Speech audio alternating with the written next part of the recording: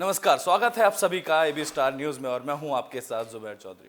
रुक करते हैं इस वक्त की बड़ी खबर की तरफ जो कि बिहार से आ रही है। आपको बता दें कि बिहार के भागलपुर में एक घर में बम विस्फोट हो गया है। बड़ी खबर आपको बता देते हैं कि इस बम विस्फोट में 10 लोगों के मरने की खबर सामने आई है, तो वहीं 9 लोग गंभीर रूप से घायल बताए जा रहे हैं। आपको बता दें कि बिहार के भागलपुर में ये बड़ा हादसा हुआ है जहां 3 मंजिला इमारत में ब्लास्ट हो गया है। इस हादसे में अब तक 10 लोगों की मौत हो गई है, तो वहीं मरने वालों में 2 महिलाएं भी शामिल हैं।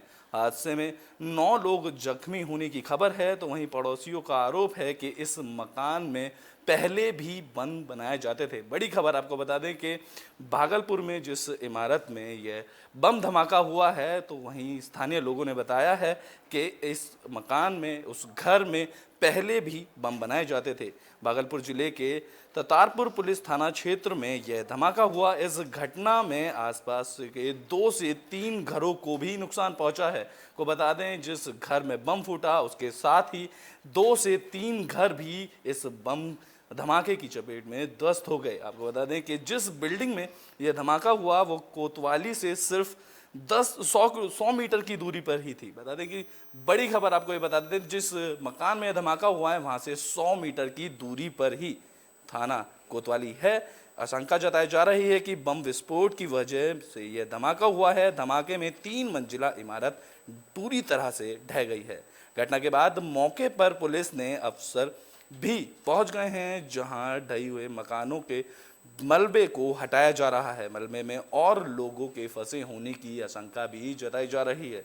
आपको बता दें कि इस बम धमाके की घटना पर पीएम मोदी ने भी ट्वीट कर अपनी संवेदना जाहिर की हैं। बिहार के भागलपुर धमाके में उन्होंने ट्वीट में लिखा है कि बिहार के भागलपुर धमाके में हुई जन हानि की खबर पीड़ा देने वाली है। मैं घायलों को शीघ्र स्वस्थ होने की कामना करता हूं। घटना से जुड़े हालातों पर मुख्यमंत्री नीतीश कुमार से भी मेरी बात हुई है। प्रशासन राहत और बचाव कार्यों में लगा हुआ है और पीड़ितों को हर संभव की सहायता दी जा रही है। आपको बता दें कि इस हादसे में 10 लोगों की मौत हो चुकी है, जबकि 9 लोग घायल बताए जा रहे हैं। घायलों की संख्या में इजाफा हो सकता है क्योंकि अभी भी मलबा हटाने का कार्य जारी है। भागलपुर के डीजीओ का इस बम धमाके में कहना है कि शुरुआती जांच में बारूद और अवैध पटाखा और देसी बम जैसे धमाकों की बात सामने आई थी। उन्होंने कहा है कि एफएसएल की टीम की जांच के बाद तय होगा कि ब्लास्ट किस वजह से हुआ है।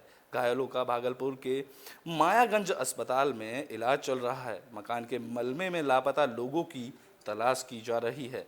भागलपुर के पूर्व डिप्टी मेयर प्रीति शेखर ने कहा कि भागलपुर में आए दिन बम विस्फोट की घटनाएं बढ़ती जा रही हैं।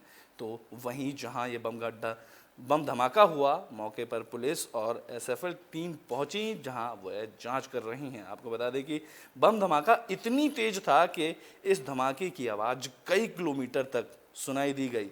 लोगों ने हल्के झटके भी महसूस किए। तो वहीं स्थानीय लोगों का कहना है कि शुरुआत में सिलेंडर फटने जैसी आवाज़ आई थी, लेकिन थोड़ी देर बाद ही स्थिति साफ हो गई।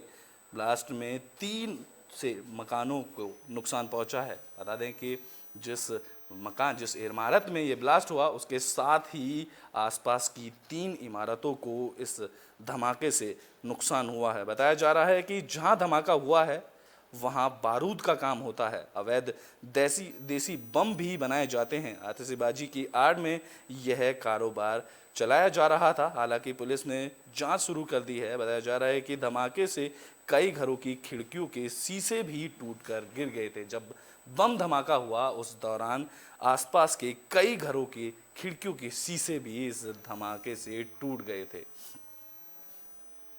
वहीं इस खबर पर आपको बता दें कि डीएम ने अपनी क्या प्रतिक्रियाएं दी हैं, तो वहीं मृतका की बेटी ने भी अपनी प्रतिक्रियाएं दी हैं। आइए सुनाते हैं आपको उनकी।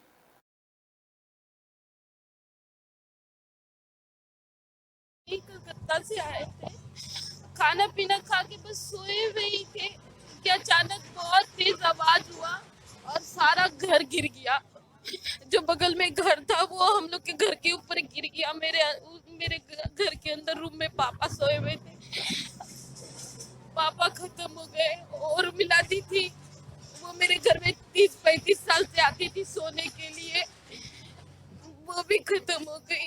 हम बरंडा पे थे, मेरे ऊपर भी बहुत सारा सामान गिरा, लेकिन हम वहां से जल्दी से बाहर निकले। तो समझ में नहीं आ रहा था, लाइट नहीं था, समझ में नहीं आ रहा था कि क्या हुआ नहीं हुआ। हम बाहर निकले तो देखे कि सब कुछ गिर चुका है। हुई है ब्लास्ट की घटना, और इसमें जो अभी प्रथम दृष्टया जो अभी हम लोगों को पता चल रहा है कि पटाखा बनाने में ये पूरा परिवार लगा हुआ था। पहले भी इस तरह की घटनाएं कम स्केल पर यहाँ हो चुकी है, तो ये सब जांच का विषय है और इस पर जो भी आगे कार्रवाई है वो होगी। अभी 9 लोग इंजर्ड हैं और संख्या ये अभी बढ़ भी सकती है। अभी एम्बुलेंस भेजा गया है, तो डिटेल हम लोग ले रहे हैं। 9 से 10 लोग जो है उसमें 2 डिसीज्ड भी हैं जिनकी मृत्यु हो गई है।